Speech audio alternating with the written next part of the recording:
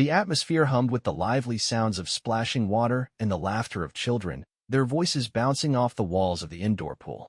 Standing at the edge, I observed Avani as she moved gracefully through the water, executing a near-perfect butterfly stroke. My years of experience detected a slight inconsistency in her shoulder rotation, a minor detail, nothing critical, but still something to refine. Despite that, a wave of pride swelled within me.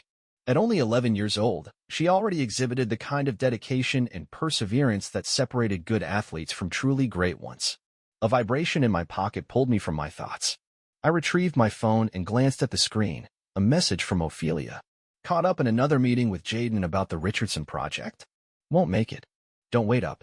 Exhaling sharply through my nose, I deleted the message without responding. This made 3 times in a single week. 3 missed practices.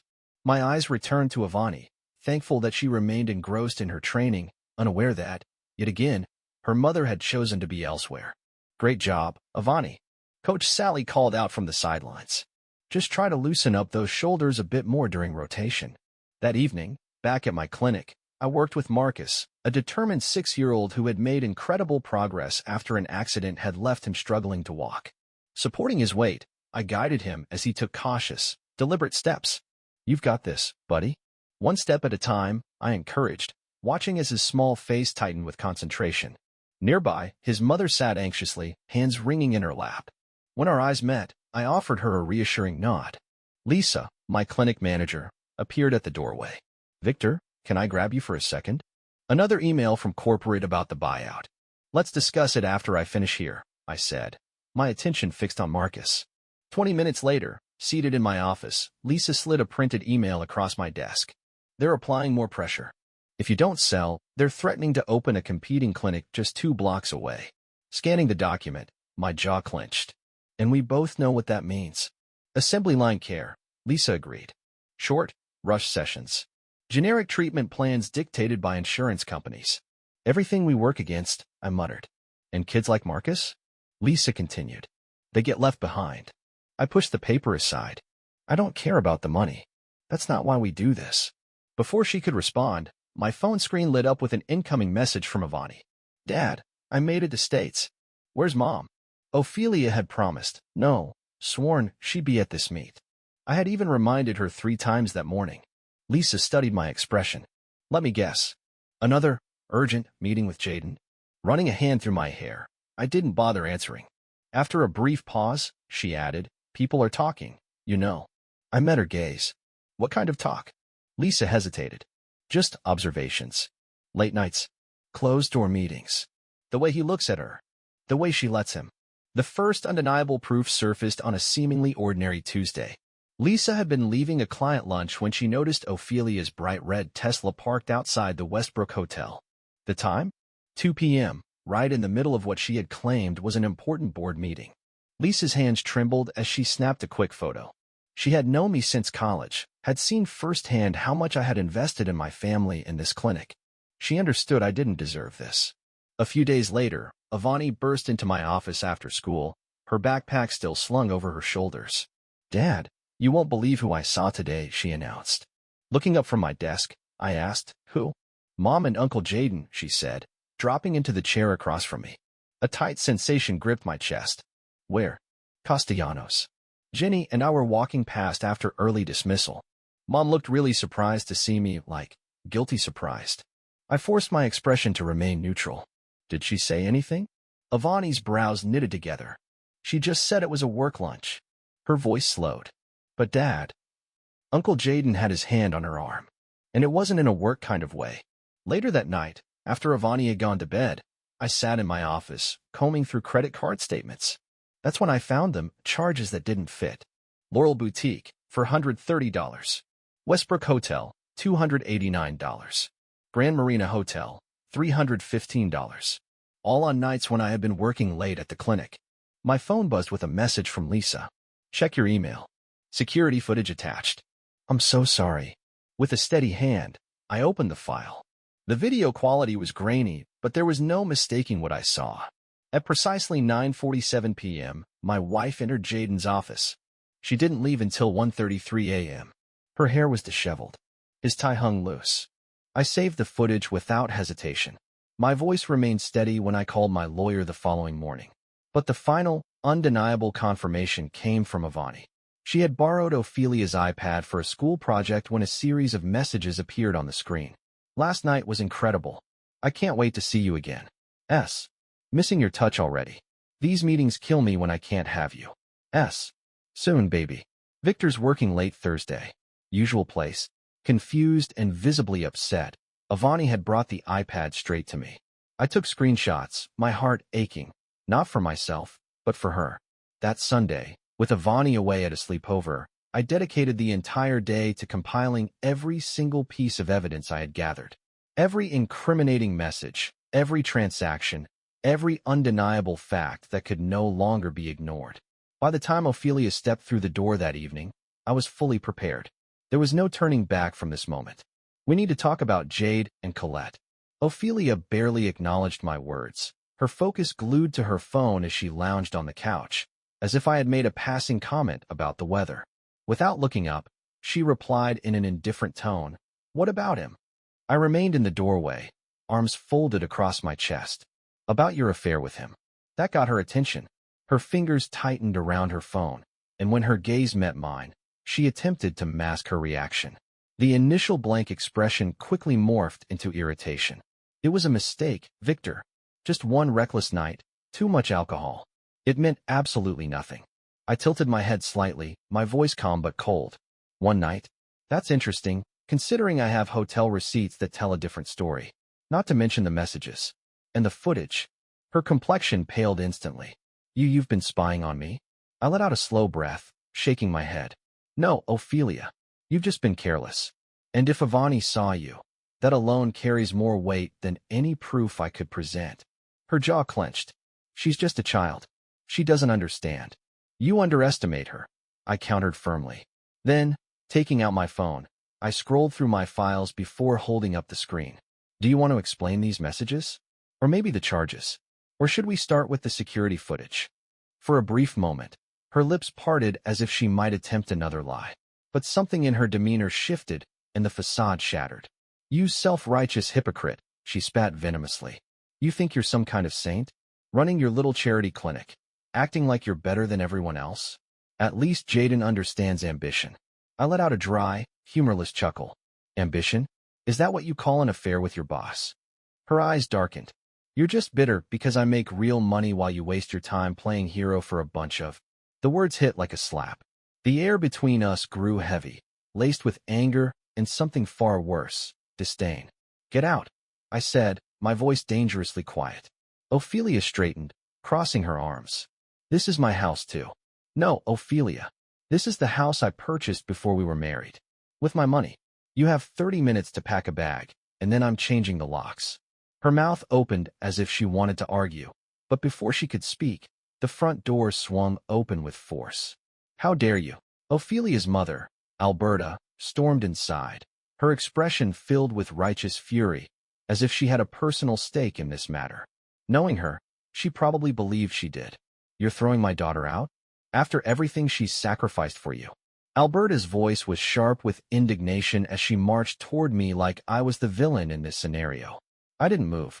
She's been unfaithful for months, Alberta. She's neglected Avani. And now she's trying to play the victim. Because she is the victim, Alberta shot back, eyes blazing. If you had been the husband she needed, if you had given her the attention she deserved. I cut her off. Oh, you mean the kind of attention she gives her daughter? Tell me, when was the last time she showed up to a swim meet? Or attended a school event? Better yet, when was the last time she even sat down to have dinner with Avani? That silenced her. But Ophelia wasn't done. A slow, knowing smirk curled on her lips, and in that moment, I realized she had been waiting for this. Mom's right, she said smoothly, her voice laced with icy confidence. I'm Avani's mother. I have the money, the influence, the connections. And what do you have? A failing clinic? A desperate need to play the hero? No judge will side with you. I didn't waver. We'll see about that. Then, with absolute calm, I pointed toward the door. Now get out before I call the police. The final blow. A few days later, I met Drew O'Connor for coffee. He had been persistent, insisting there was something I needed to hear. We sat across from each other, the cafe bustling around us. but Drew seemed uneasy, stirring his drink more than he actually drank it. "I've known about Ophelia and Jaden for a while," he finally admitted, his voice barely above a whisper. Silence stretched between us before I finally spoke. "And you never thought to tell me?" Drew exhaled slowly, rubbing his temples. "I was trying to protect you, man. You already had enough on your plate." "Protect me?" I repeated, my tone dangerously quiet. "By standing back while my wife humiliated me? While my daughter was caught in the middle? It's not that simple, Victor." I stood up, cutting him off. "No, Drew. It is that simple. You made a choice. And it wasn't me." Without another word, I walked away. My phone vibrated in my pocket. More messages from mutual friends. The same recycled accusations Victor was controlling. Emotionally distant. Too married to his work. Ophelia hadn't wasted any time painting herself as the victim. I blocked each number, my determination only growing stronger with every deletion. I had everything I needed, proof, a plan, and the will to see it through. What matters most? When I got home, Avani was curled up on the couch, her swim team hoodie pulled over her knees. "Dad?" Her voice was small. "Is Mom coming back?" I sat beside her, wrapping an arm around her shoulders. "Not right now, sweetheart. But I promise you, I'm not going anywhere." She hesitated, her fingers tightening around the fabric of her hoodie. "I saw the messages on my iPad," she admitted quietly. "I'm not dumb, Dad." She had chosen him over us, hadn't she? My heart ached at the realization. "Some people make poor choices, Sam," I murmured, forcing a steady tone. "That's on them, not us. Want to help me with dinner?" Her tense expression eased, and she gave a small nod. "Yeah." As we moved toward the kitchen, my phone vibrated on the counter. A message from Lisa. "Just heard what happened. Need anything?" I glanced at Avani, who was already reaching into the fridge, then quickly typed a reply. "Just your friendship. For now." Ophelia had made her decisions, and soon, she would have to deal with the consequences. But at that moment, my priority was my daughter, and rebuilding the life we had ahead of us. The unexpected call. The next morning, I was at the clinic, reviewing financial records when a knock at my office door drew my attention.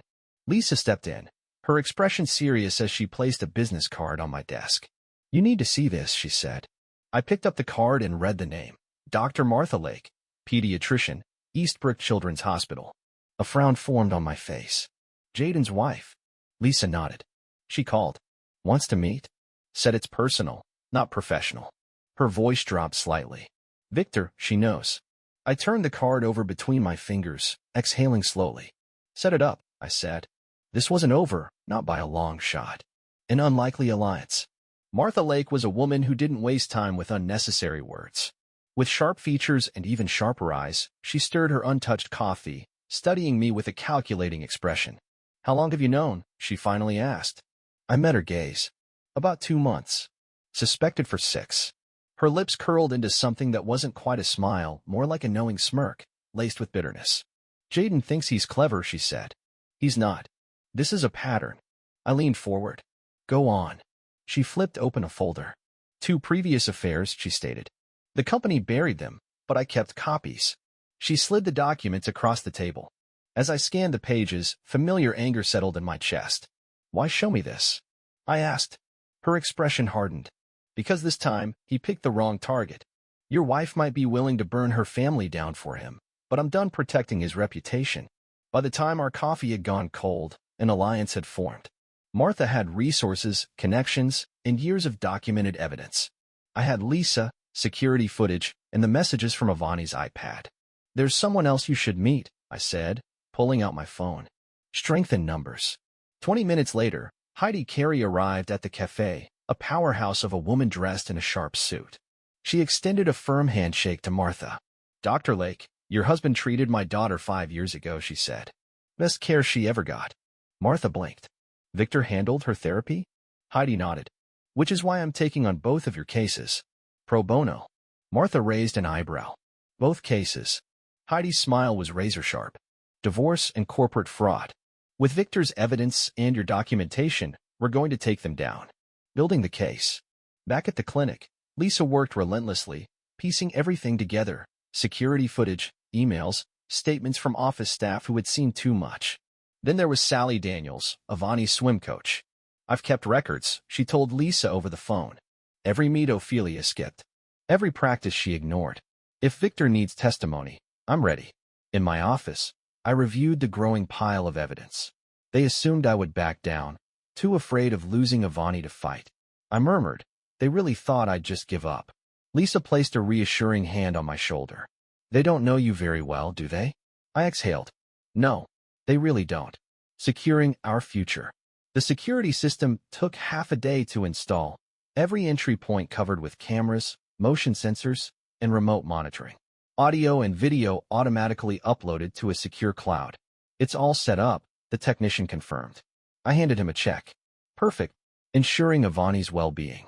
Dr. Eileen Castro came highly recommended, a child psychologist experienced in handling high-conflict custody cases.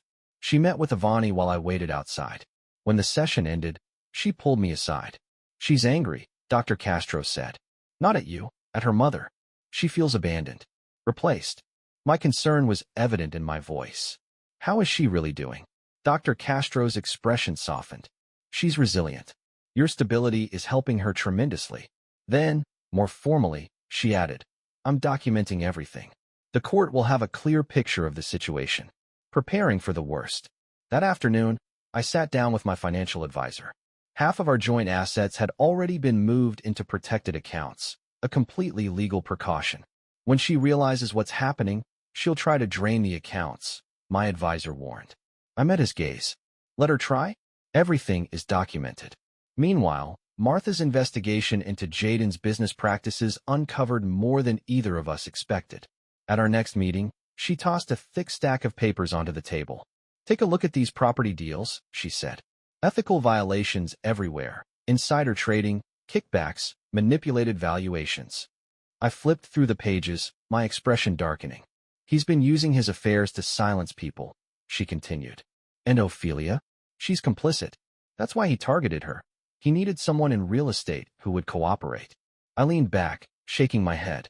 They really thought no one would dig this deep. Martha's eyes gleamed. They didn't count on us working together. I documented everything. Every school pickup. Every meal I prepared. Every study session followed the same routine. My schedule revolved around Avani's daily activities, swim practice, medical checkups, tutoring sessions. Meanwhile, Ophelia's manipulations escalated. I told you I'd take Avani this weekend, she would insist.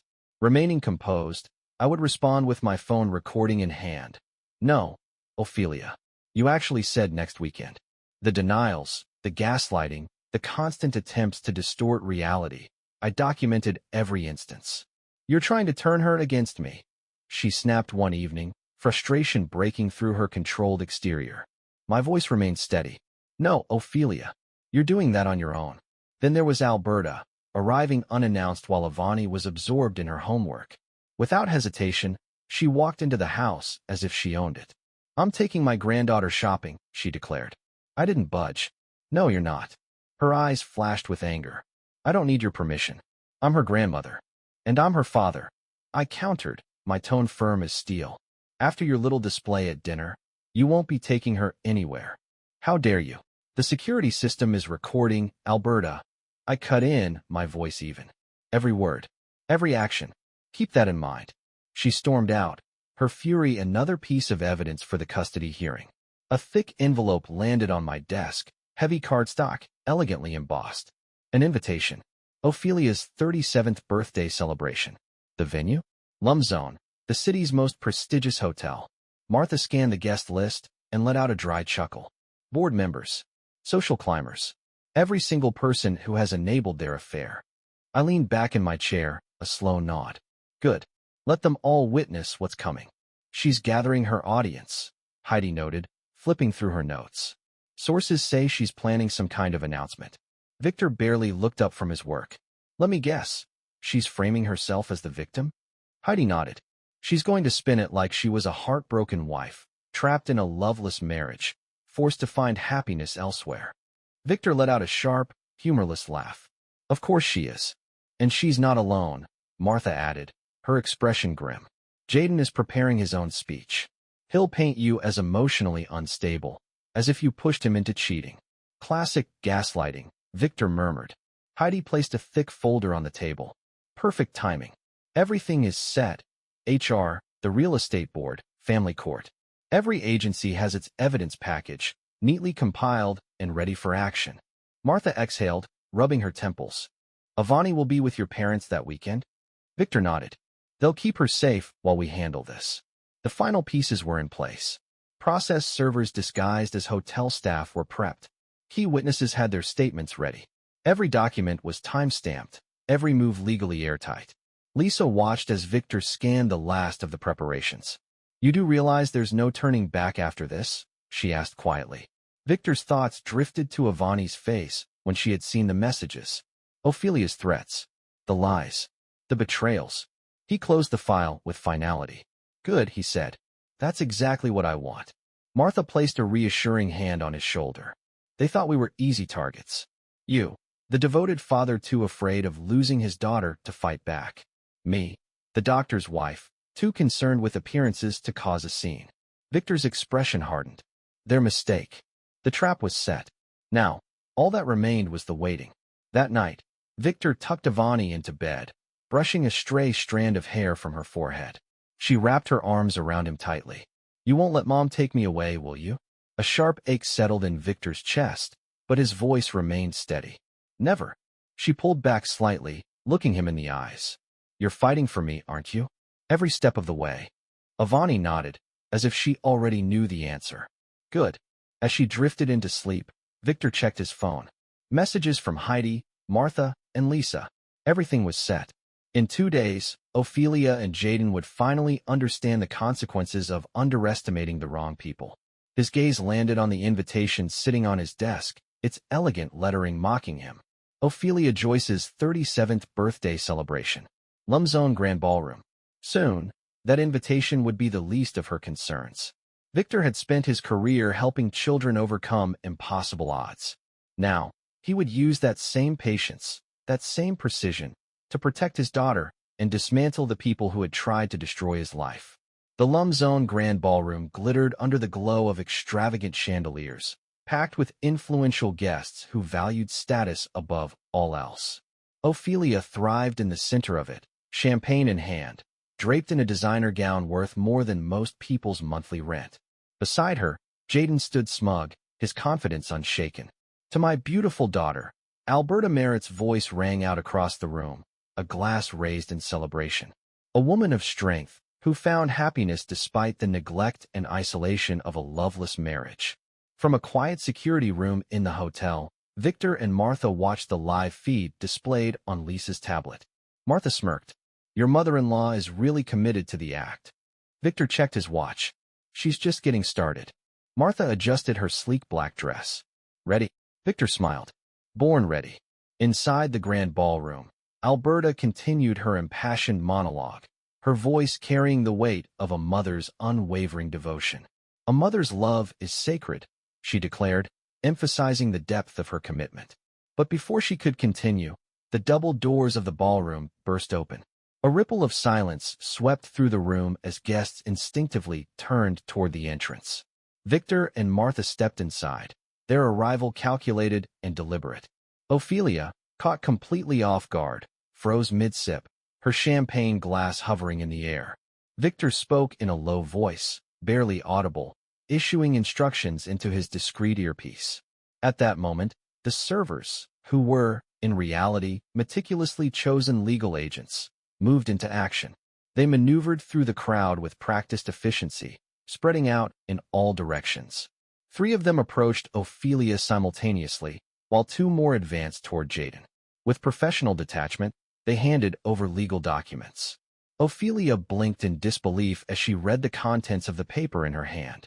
What is this? She demanded, her voice unsteady. One of the servers cleared his throat and formally addressed her. Mrs. Joyce, you have been officially served.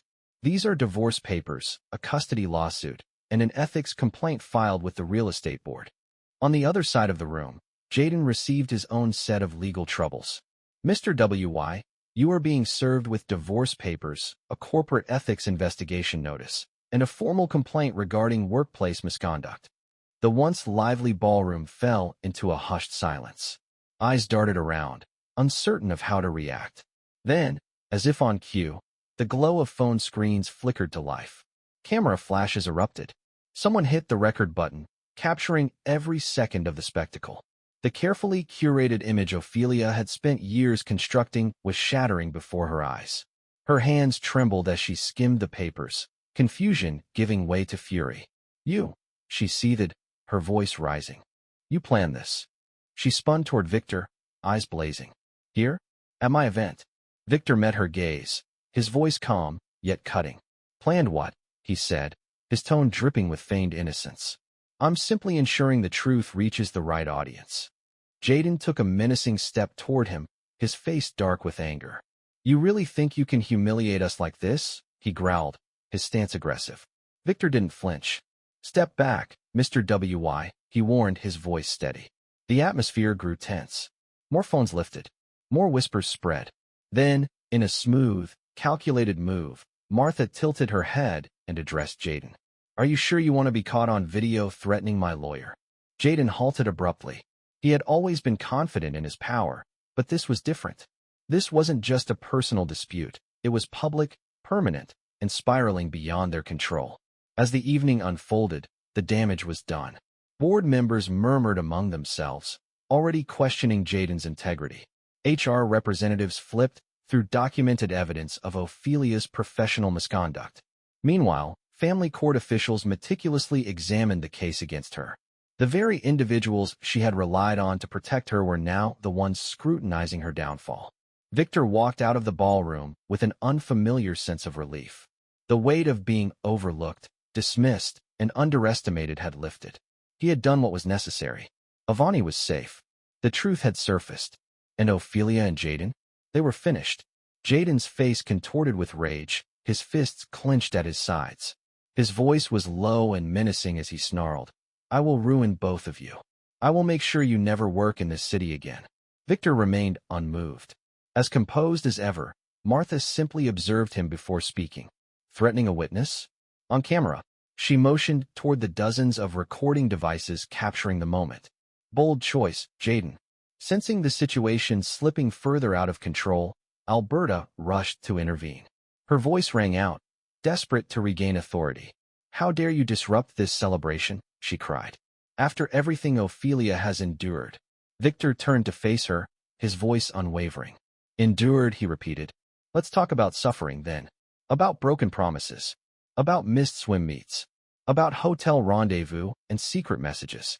About using corporate resources to conceal an affair." The room stirred. Murmurs spread like wildfire. Papers rustled as hands flipped through the documents that had been discreetly circulated.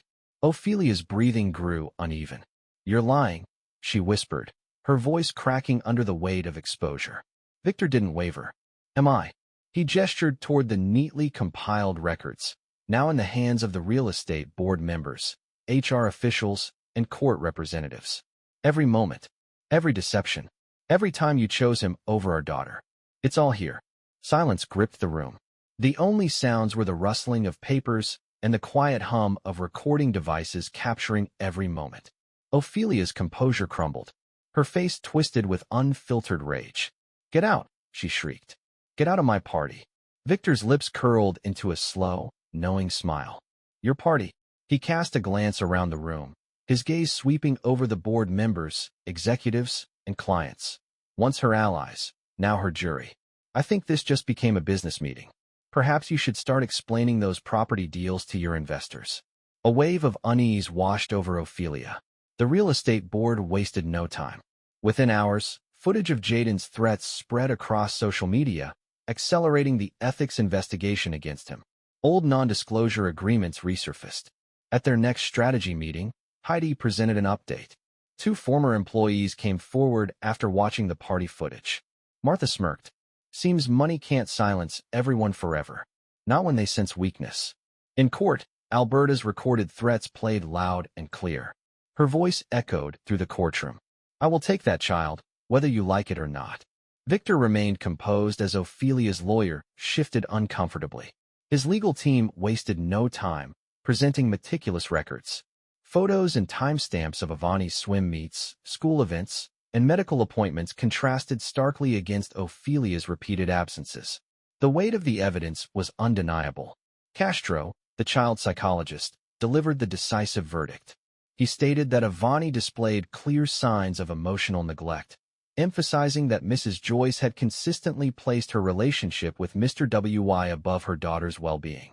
This neglect, he explained, had caused deep emotional distress. The judge wasted no time in making a ruling. Primary custody would be granted to Victor Joyce. As for Mrs. Joyce, she would be limited to supervised visits until she completed both parenting courses and counseling. Overcome with relief, Avani threw her arms around her father.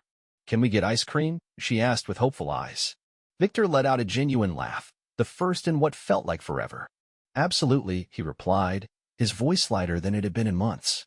Meanwhile, Jaden's termination made headlines. His long history of harassment, numerous ethical violations, and questionable business dealings were fully exposed. His downfall was swift and complete. Ophelia wasn't far behind. She lost her executive position on the same day and was relegated to a lower-level job in a much smaller company, far from the influence she once wielded. As for Alberta, she made one last attempt to see Avani, but the school's security guard intercepted her at the entrance. When Victor was informed, his response was firm.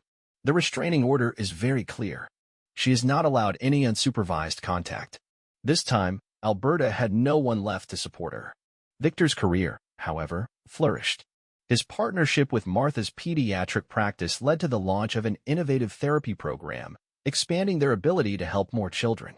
At the program's opening celebration, Martha observed the gathered families and smiled.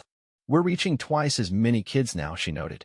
Victor nodded, watching the joyful scene. "Some good came out of all this," he acknowledged. Laughter and the sound of splashing water filled Victor's backyard as Avani's swim team ran around, engaging in games organized by Lisa. Martha's children mingled effortlessly with Avani's school friends, while Coach Sally Daniels proudly discussed Avani's latest training accomplishments. The atmosphere was light, full of warmth and belonging, the kind of day that simply felt right. That morning, a package had arrived, an expensive gift accompanied by a tear-streaked card from Ophelia. The message was brief: "For Avani. For healing our family." Avani turned to her father, curiosity in her eyes. "What should we do with it?" Victor didn't hesitate. "I think the Children's Hospital could use it more." A smile spread across Avani's face as she embraced him. "Good call, Dad." As the evening settled and the celebration wound down, Victor gathered the decorations while Lisa helped clean up. For the first time in a long while, the future felt stable and secure. Ophelia and Jaden had underestimated him, and they had paid the price. A gentle spring breeze carried the scent of blooming roses and freshly turned soil through the courtyard of Victor's expanded clinic. The therapeutic garden, a collaborative effort with Martha's pediatric practice, thrived with activity. Children navigated the raised garden beds, strengthening their motor skills through hands-on gardening. Their laughter intertwined with the soft hum of conversation and movement. From her office window, Lisa watched Victor work with a young patient, guiding them through balance exercises. Even after 5 years of marriage, she remained in awe of his unwavering dedication to his work, to the children who passed through their doors, and to the mission they had built together. Their wedding had been an intimate affair, filled with joy. 16-year-old Avani had served as maid of honor, with Martha's children rounding out the wedding party. Standing beside Lisa, still in her swim gear from practice, Avani smirked. "Dad's doing it again," she noted. Lisa chuckled, understanding exactly what she meant. "Spending extra time with the kids who remind him of you at that age?" Avani laughed softly, her expression affectionate. At 21, she had blossomed into a poised and confident young woman. Recently, she had been accepted into Stanford on a full swimming scholarship. He never could resist helping the determined ones, she mused. The clinic had grown into a model of ethical pediatric care, frequently featured in medical journals and studied by healthcare professionals nationwide. The attempted corporate takeover that once loomed over them felt like a distant memory, especially now that their groundbreaking therapy program had gained national recognition. Martha entered the office, balancing 2 fresh cups of coffee. At 47, she had found happiness in both her personal and professional life. Recently engaged to a fellow pediatrician who shared her passion for patient care, she looked more at peace than ever. Handing a report to Lisa, she grinned. "Quarterly numbers are in. Our joint practice is outperforming every corporate healthcare center in the state." Lisa's smile widened. "Success through integrity," she said, repeating the motto that had come to define their work. "How's the new therapy wing coming along?" "Right on schedule," Martha confirmed. "The sensory garden should be ready for summer sessions." As she glanced at her phone, a smirk formed. "Oh, you'll love this. Guess who's trying to rebuild her reputation again?" Lisa raised an eyebrow. "Ophelia." Martha nodded, holding back a laugh. "She just posted another heartfelt apology on social media. Claims she's grown and learned from her mistakes." Her voice dripped with sarcasm. The comments are not forgiving. Ophelia Joyce, once a powerful executive, had struggled to regain her footing since her public downfall. After losing her position, she drifted between smaller firms, her damaged reputation following her like an unshakable shadow. Her supervised visits with Avani had officially ended when Avani turned 14 and made her stance clear. "I don't want to see her anymore." Despite that, birthday cards still arrived every year. As always, Avani and Victor chose to donate everything, including the gifts, to the children's hospital. Meanwhile, Jaden W.I.'s downfall had been nothing short of dramatic. As more victims realized they weren't alone, lawsuits against him multiplied. The mounting legal fees drained his finances, and every attempt to revive his career crumbled the moment potential employers searched his name online. Martha, with a satisfied smirk, shared an amusing detail. Jaden had once applied for a position at Western Real Estate. The interview lasted less than 5 minutes before they dismissed him. The last they had heard, Jaden and Ophelia had tried rekindling their old alliance, hoping to reclaim their former influence. The outcome was predictable. Jaden once again betrayed Ophelia, this time with a younger executive, leaving her humiliated yet again. As for Alberta Merritt, she refused to fade into obscurity. After yet another restraining order extension, she spent her time ranting about parental alienation in remote corners of the internet. Her blog posts, however, went unnoticed. No one was listening. A moment of silence settled over them before Avani suddenly spoke up. "Do you remember Drew?" she asked, breaking the quiet. Lisa turned to her. "Your dad's old friend?" "Yeah," Avani confirmed. "He stopped by the coffee shop yesterday." Lisa already suspected the answer, but asked anyway. "How's he doing?" Avani gave a small shrug. "Working an entry-level sales job at some startup. Turns out, having a reputation as the guy who helped cover up workplace harassment isn't great for job prospects." She hesitated before adding, "He asked about Mom." Lisa studied Avani's expression carefully. "And what did you say?" Lifting her chin with quiet resolve, Avani replied, "I told him I already have all the parents I need." Lisa felt warmth spread through her chest. Without a second thought, she wrapped an arm around her stepdaughter, pulling her close. Avani didn't resist. Their relationship had grown naturally, built on trust, respect, and love, never forced, never manipulated. Outside, the therapy garden continued to flourish, much like their blended family. Victor's patient approach had evolved into an industry-changing philosophy, prioritizing long-term care over quick profits. Each month, the waiting list for their clinic grew longer.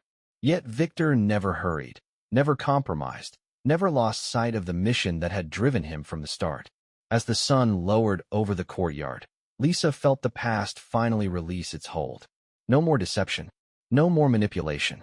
Only the life they had created together, a life that had been worth every challenge they had overcome. Just then, Victor stepped into the office, rolling his shoulders after finishing his last appointment of the day. Lisa, seated with Martha and Avani, looked up and smiled as he leaned down to kiss her forehead. "We're watching you work your magic," she teased. Martha handed him an envelope. Stanford already sent Avani's housing information. Victor turned to his daughter, shaking his head as if in disbelief. "Feels like just yesterday you were that determined 11-year-old who refused to give up on her butterfly stroke." Avani smirked. "Someone once told me that persistence pays off." Then, in a softer voice, she added, "And that integrity matters more than winning." Martha glanced at her watch. "Speaking of winning, we should head to the board meeting. The vote is happening today for expanding the therapy program across the network." As they gathered their materials, Victor took a moment to glance around his office. The walls told their story. Photographs capturing Avani's state championships, his wedding to Lisa, family vacations, Martha's engagement party, the clinic's milestones, Avani's graduation. Each image wasn't just a memory, but proof. Proof that they had fought the right battles. That they had remained true to themselves. That they had built something real. "Dinner tonight?" Victor asked as they stepped into the hallway. "The kids want more stories about their favorite aunt's medical school disasters." Martha grinned. Wouldn't miss it. Someone has to break up all the swimming talk. They walked through the therapy garden, past children laughing as they practiced balance exercises, learning to move again, to trust their bodies. The scent of roses filled the air, a quiet reminder that even after the hardest seasons, something beautiful could still grow. That evening, their home was alive with energy. Avani's friends, Martha's kids, and their chosen family filled the kitchen, the backyard, and the dining table. Victor leaned back, watching as Avani animatedly guided Martha's youngest through the finer points of swimming technique, while Lisa and Martha playfully debated therapy methods. The past felt distant, as though it had happened to someone else. Then, Victor's phone buzzed. A forwarded message from a mutual acquaintance. Something about regret. About second chances. Ophelia. He didn't hesitate. Without reading further, he deleted the message. Some doors simply weren't worth reopening. Dad, Avani called, laughing. Tell them about the time you and Lisa got lost trying to find that beach. Victor grinned, setting his phone aside. Oh, now that's a story. And just like that, the past faded, lost in the warmth of the present. They had done more than just endure. They had created something even greater. Not fueled by vengeance or resentment, but by resilience, by grace, and by an unwavering commitment to doing what was right. True success wasn't measured by defeating others. It was about triumphing on their own terms. It was about remaining steadfast even when the world tried to break them. With each passing year, the roses in their garden flourished, their roots growing deeper, unshaken by the storms. Just like their family, built on trust, sustained by love, and fortified by every hardship they had overcome together. From across the room, Lisa met Victor's gaze, her smile conveying more than words ever could. They had struggled, they had rebuilt, and in the end, they had prevailed.